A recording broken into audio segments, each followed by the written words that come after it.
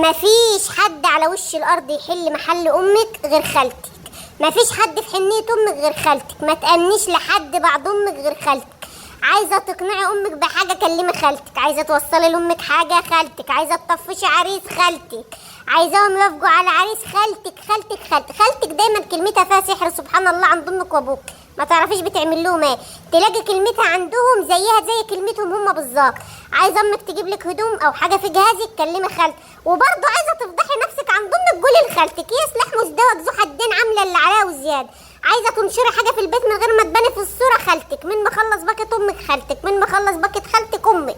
غالبا هم عايشين لبعض. الوحيده اللي تحبك زي عيالها خالتك. الوحيده اللي تخاف عليكي وعلى اولادك خالتك. خالتك هي رفيقه حياتك وولادها بيبقوا اخواتك. وهي سرك وهي اللي بتفضح سرك عند امك وهي اللي بتسترك وهي اللي بتفضحك. هي البطانيه والملايه والمشط والفلايه. خالتك هي سندك ومسندك وامانك وملجأك. خالتك ممكن تقنع امك النهارده انك لازم تتجوزي وتوافقي على العريس اللي جايلك.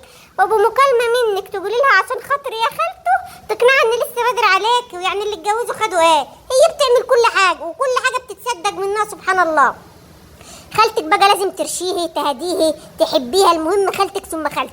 انا لقيت حق الخاله مهدور. مين شل خالتك بقى عشان نديها حقها. عشان الست دي بتتعب معانا. الست دي بتعمل مجهود جبار عشان البيت بتاعنا يعمر.